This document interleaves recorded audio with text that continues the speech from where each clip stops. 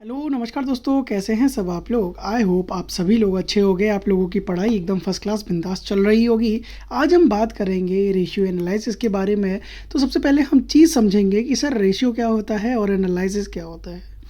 देखो भैया, सबसे पहले एक कंपनी होती है जिसके अंदर ये डिटरमाइन किया जाता है सर रेशियो क्या होता है। देखो भैया, जैसे कि हम लिख लिया 2:1, ठीक है, या फिर 20%, ठीक है। तो यानी कि ये सब क्या है, रेशियो में हम क्या करते हैं, किसी कंपनी को किस में एनालाइज कर लेते हैं, रेशियो के फॉर्म में एनालाइज कर लेते हैं कि उनकी कंपनी 20% सही है, उनकी कंपनी 50% सही है, जो उनकी कंपनी है वो 100% ग्रोथ रेट देती है। तो ये किससे पता चलता है, ये रेशियो एनालिसिस से पता चलता है। चीज़ समझ में आई। तो देखेंगे, ratio analysis is an accounting method. ये क्या है, एक अकाउंटिंग मेथड है डेट यूजेस फाइनेंशियल स्टेटमेंट। ये कहाँ पर यूज़ करी जाती है, फाइनेंशियल स्टेटमेंट के अंदर यूज़ करी जाती है, like balance sheet and income statement में यूज़ की जाती है to gain insight into a company's financial health. Company की फाइनेंशियल हेल्थ को चेक करने के लिए ratio analysis will help determine various aspect of an organisation including profitability, liquidity and market value. देखो, बेसिकली ये तीन चीज़ प्रोवाइड करवाती है कि कंपनी के अंदर प्रॉफिट कितना हो रहा है, हमारी कंपनी के अंदर लिक्विडिटी यानी कि हमारा कैश फ्लो कैसा है, ठीक है, और आपकी कंपनी मार्केट वैल्यू कितनी है। तो बेसिकली हम तीन चीज़ों के बारे में बात करी रेशियो एनालिसिस के अंदर। हमें ये क्या है, एक अकाउंटिंग मेथड है जो कि फाइनेंशियल स्टेटमेंट में यूज़ करी जाती है, ठीक है, like balance sheet, income and expenditure के अंदर। तो इसमें तीन चीज़ें बेसिकली हमको पता चलती हैं, profitability, liquidity and market value.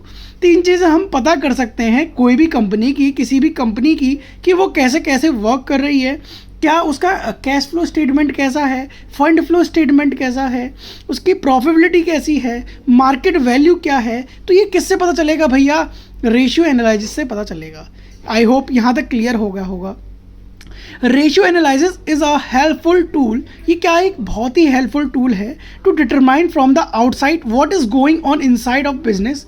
ठीक है, हम पता लगा सकते हैं कि हमारी कंपनी के अंदर क्या चल रहा है और बाहर क्या चल रहा है। ठीक है, कंपनी के अंदर मतलब क्या कंपनी प्रॉफिट अर्न कर पा रही है कि नहीं कर पा रही है, क्या हमारी कंपनी जो है वो लॉस तो नहीं कर रही है। तो ये सब कैसे पता चलता है, रेशियो एनालिसिस हम क्या करती है, ये पता लगा लेती है।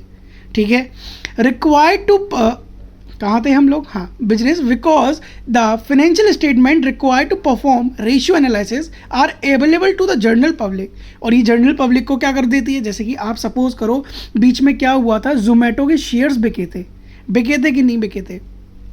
तो यानी कि उसकी जो मार्केट वैल्यू थी वो एकदम से क्या गई थी, बढ़ गई थी, और उसकी क्या हुआ, सब लोगों ने शेयर लेना इशू कर दिया।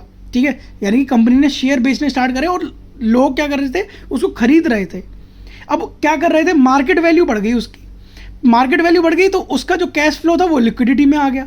अब लिक्विडिटी में आ गया तो उसको इनडायरेक्टली क्या होने लग गया, प्रॉफिटेबल होने लग गया। तो इनडायरेक्टली क्या हुआ, रेशियो एनालिसिस से हमें सामने वाली कंपनी का क्या पता चल गया, मार्केट वैल्यू पता चल गई। लेकिन अब क्या हो रहा है, अब उसी रेशियो एनालिसिस से हमें जोमेटो के शेयर्स या जोमेटो के जितने भी वो हैं यानी कि डिक्लाइन में जाते हुए दिख रही है अब। ठीक है, अगर आपने उसमें 1,000 रुपये भी इन्वेस्ट किया है तो आपको रिटर्न में 300 का प्रॉफिट ही हो पा रहा है। तो इतना भी बिग रेशियो एनालिसिस उस टाइम पे क्या था, बहुत हाई था। ठीक है, क्या था, हाई था। तो जो मेंबर थे उन्होंने परचेज करना सही समझा, है ना। तो जनरल पब्लिक को क्या करता है, ये रेशियो एनालिसिस का पता लगता है। ठीक है, company insider typically do not use ratio analysis ratio analysis because they already have access to much more detailed information। Company को इतनी ज़रूरत नहीं पड़ती क्योंकि इसको बहुत सारी क्या होती है भैया, जानकारी, खुद इंफॉर्मेशन होती है। इसके पास बहुत सारी क्या होती हैं, डिटेल्ड इन्फॉर्मेशन खुद ही होती हैं। तो कंपनी को इतना क्या होता है, इतना नहीं लेना होता है इनको, ठीक है, रेशियो एनालिसिस से। तो लेकिन बहुत सारी इन्फॉर्मेशन जैसे कैश फ्लो इनके पास होता है कि ये कैश फ्लो से भी पता लगा सकते हैं, profit and loss, balance sheet, income and expenditure statement जो होती हैं वो सारे इनके पास होते हैं। तो इनको इतना जनरली कंपनी के अंदर ही इतना जनरली क्या नहीं होता, इनको ज़रूरत नहीं पड़ती रेशियो एनालिसिस की। रेशियो एनालिसिस बाहर वाले ज़्यादा देखते हैं कि जो हमारी कंपनी है वो मतलब इनकी जो कंपनी है वो कैसे जा रही है ना, कंपटीशन कैसे बढ़ेगा, इनकी कोई प्रॉफिट ही की कमा रही है, कैसे कमा रही है। तो ये सब बाहर वाले आउटसाइडर के लिए होता है, ठीक है, ज़्यादातर। Detail information that will give a better view of the company financial status. तो रेशियो एनालिसिस क्या होते हैं, फाइनेंशियल स्टेटस को हमारा शो करते हैं, ठीक है। तो यानी कि हमें रेशियो एनालिसिस फुल डिटेल में पता चल गया कि रेशियो एनालिसिस होता किसके लिए है। ये क्या है, एक अकाउंटिंग मेथड है जहां पर फाइनेंशियल स्टेटमेंट प्रिपेयर किए जाते हैं और क्या क्या शो करते हैं वो इसमें profitability, liquidity and market value आपकी क्या है जनरली वो चूज करते हैं। अब बात करते हैं importance of ratio analysis. Sir इसकी ज़रूरत क्यों पड़ी, टेस्ट ऑफ सॉल्वेंसी, है ना। Ratios can aluminate the solvency of a firm. हमारी जो कंपनी है उसके करंट एसेट क्या है और करंट लायबिलिटीज़ क्या है वो सब चेक करने में मदद करती है हमारी क्या, रेशियो एनालिसिस, ठीक है। तो हमारे ratios are can ratios can illuminate the solvency of a firm. For example, when the ratio of current asset to current liabilities is increasing, this indicates sufficient working capital, यानी कि काम हो सकता है हमारा। Thus a creditor can be paid easily। जो हमारे जो उधार लेने वाले हैं वो आराम से क्या कर सकते हैं, पे कर सकते हैं पैसा। यानी कि कोई भी शेयर्स हमारे में इशू करेगा तो उसे डिविडेंड मिलने का ज़्यादा से ज़्यादा चांसेस रहेगा बेसिक। अब रेशियो एनालिसिस से क्या होता है, हेल्पफुल इन डिसीजन मेकिंग, हम अच्छे से डिसीजन ले सकते हैं। अब रेशियो एनालिसिस देखो किसी का, देखो जोमेटो के जब शेयर आए थे तो जब वो क्या कर रही थी, कंपनी राइज कर रही थी अच्छे से, क्या आप उधर क्या कहते हैं पैसा लगाने में, इन्वेस्ट करने में सक्षम हो, क्या आप लगा सकते हो? आपका डिसीजन क्या कहता है? मेरा कहेगा ठीक है लगा लो क्योंकि अभी कंपनी राइज कर रही है ना। अगर वही कंपनी लॉस में जा रही होती क्या मैं उसमें इन्वेस्ट करता? नहीं। तो रेशियो एनालिसिस से हमें क्या पता चलता है कि सामने वाली कंपनी कैसी चल रही है, क्या हम इसमें इन्वेस्ट कर सकते हैं, क्या नहीं कर सकते हैं इन्वेस्ट। तो ये सब भी कौन देखता है? The main aim of financial statement is to inform user about the financial position of a company as well as serve as a decision making aid of managerial personnel. यानी कि जितने भी मैनेजरियल पर्सनल जितने भी decision होते हैं वो किसके थ्रू अच्छे से किए जा सकते हैं, रेशियो एनालिसिस के थ्रू किए जा सकते हैं, ठीक है भैया।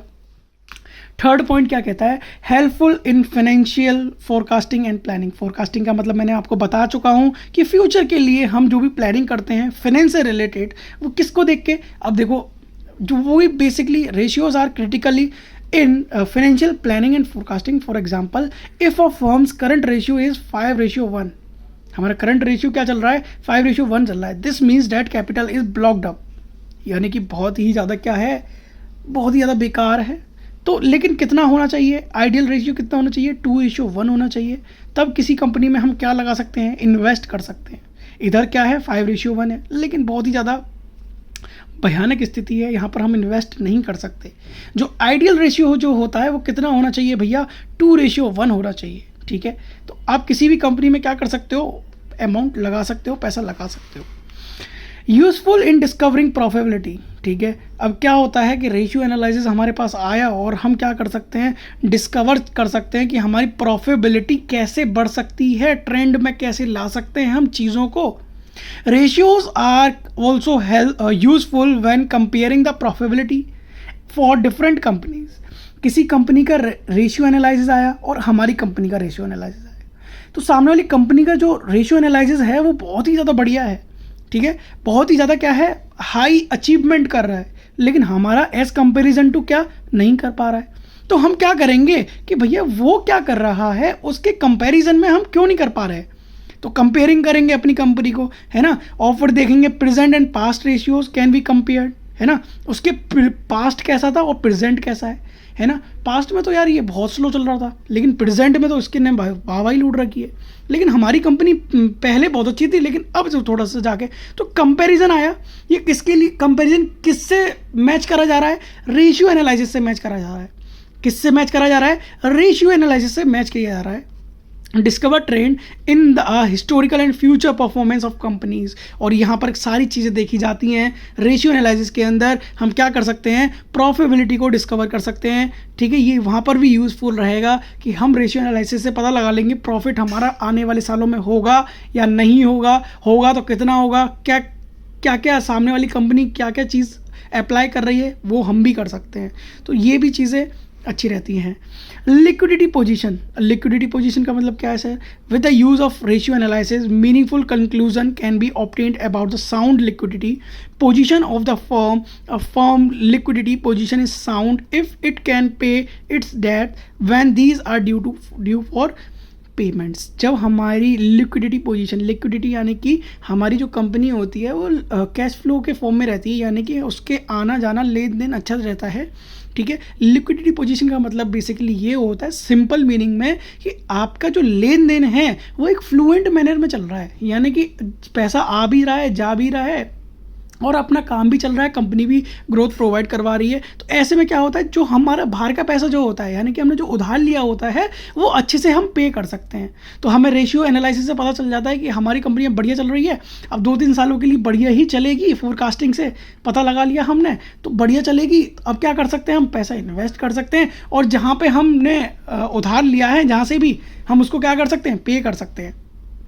यूज़फुल फॉर ऑपरेटिंग एफिशिएंसी मैंने आपको पहले भी बताया। ऑपरेटिंग का मतलब क्या होता है, किसी चीज़ को, जैसे कि कंपनी है, कंपनी के अंदर जो भी काम चल रहा होता है, ऑपरेशन चल रहा होता है, उसी को हम ऑपरेटिंग एफिशिएंसी कहते हैं। बाकी हम क्या करते हैं भैया, जो मैनेजर होता है वो क्या करता है, वो चीज़ों को एनालाइज करता रहता है। ठीक है, कि हमारा सेल क्या हो रहा है, उसके कंट्रीब्यूशन क्या होता है, net profit increase every year करना है उसे हायर एफिशिएंसी के लिए, तो वो क्या करता है, time to time operating efficiency बढ़ाता रहता है। ठीक है, कि यार अब रेशियो हमारा 2:1 है, ठीक है, चलो यार बढ़िया चल रहा है, तो हम क्या करते हैं, थोड़ी सी इसमें क्या कर सकते हैं, ऑपरेशन करके देखते हैं क्या हमारा एक नया मार्केट में एक नया प्रोडक्ट लॉन्च हो सकता है ना, थोड़ा सा इन्वेस्ट करके थोड़ा सा और हम इन्वेस्ट कर सकते हैं, या फिर मशीन परचेज कर सकते हैं। तो ये सब ऑपरेटिंग एफिशिएंसी है। ठीक है, मशीन परचेज करना, एसिड परचेज करना, ये सब क्या है, मशीन के अंदर जो डैप लग रहा था, डैप मतलब मशीन क्या कहते हैं बेकार हो रही थी, उसको सही करवा के बढ़िया कर देना, तो ये सब क्या है, ऑपरेशन एफिशिएंसी है। तो ये कब पॉसिबल होगा, जब हमारे रेशियो एनालिसिस बढ़िया होंगे, है ना, तभी तो हम क्या करेंगे, बढ़िया से हमारा क्या चलेगा, कंट्रीब्यूशन कर पाएंगे उस चीज़ में। अब बिजनेस ट्रेंड क्या चल रहा है, तो ratio analysis can expose trend that managers may be use to take corrective actions. ठीक है, अब क्या करती है, बिजनेस ट्रेंड क्या चल रहा है और आप क्या बेच क्या रहे हो, आप प्रोडक्ट क्या बना रहे हो, है ना, तो ये सब भी कौन रेशियो एनालिसिस के थ्रू पता चल जाता है कि भैया आने वाला ट्रेंड ऐसा नहीं है। ठीक है, आज के लोग जो हैं वो अब बहुत ही ज़्यादा वैरायटी मांगते हैं चीज़ों में, और आपकी कंपनी 10 साल पुराना प्रोडक्ट बना रही है, तो ऐसे कैसे चलेगा मेरे भैया।